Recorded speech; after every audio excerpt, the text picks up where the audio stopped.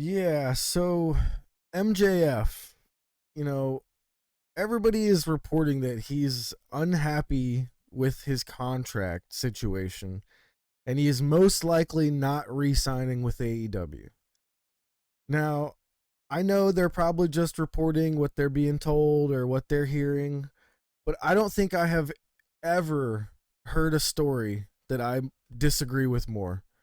Um, this is one of those things that I'm like, I will never believe this until I hear it come straight from his mouth when he's not like in. I guess when is he not in character is the hard part for this one. You know what I mean?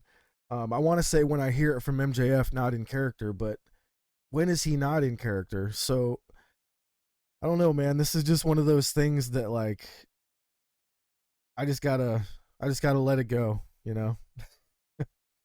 Yeah, you kind of do. You wanted to talk about it, and mm, s- excuse me, you wanted to talk about it, and I was down to talk about it, but I don't think there's a lot to really talk about here. I mean, Yeah, at the end of the day, the reporters are reporting on the scoops that they're given. yeah. Um, I personally don't think that MJF is actually going to leave AEW in 2024. Um, that's just my personal opinion. I think that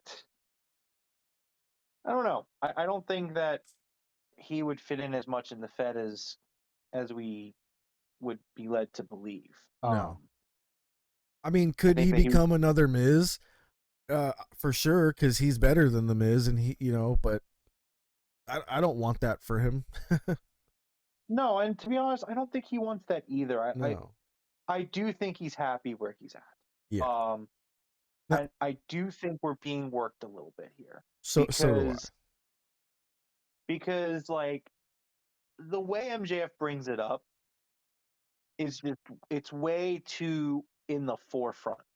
You know, he mentions Cody Rhodes, and I just He it called just him the feels very on the nose. It he, feels very on the nose for me. Like I don't 100% believe that MJF is going to leave when his contract comes up.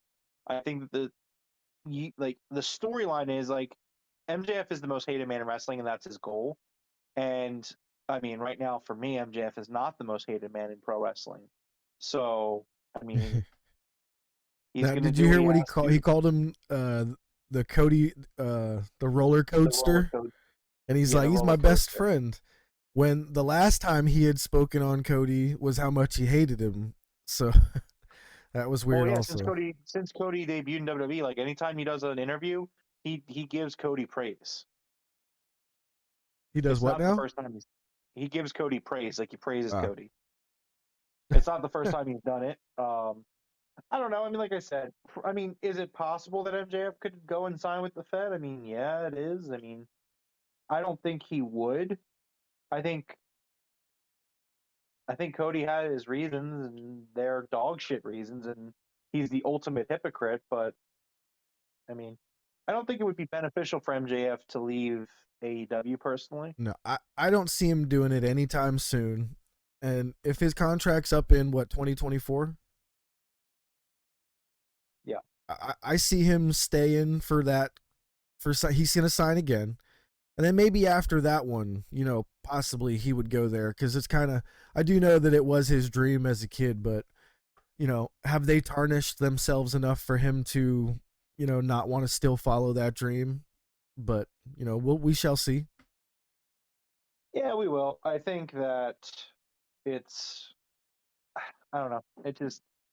It's a real murky situation where it's like I also don't think Tony Khan like if the reports are to be believed that like MJF is vocal about how unhappy he is and how he's definitely leaving and he's definitely going to resign or he's definitely not going to resign.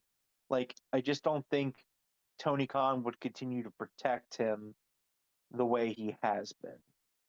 Yeah, I Like agree. MJF is one of the most protected wrestlers on that roster.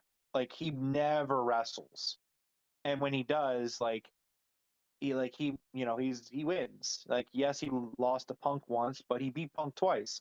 Yes, he lost to Jericho once, but he beat Jericho three times. Like Like he is a protected guy, and I do expect him to lose to Wardlow at Double or Nothing. But apart from that, I mean, MJF is far from like I don't think if MJF is like making it clear he's going to sign with the competition, I don't think he gets any marquee matches. Like I think he just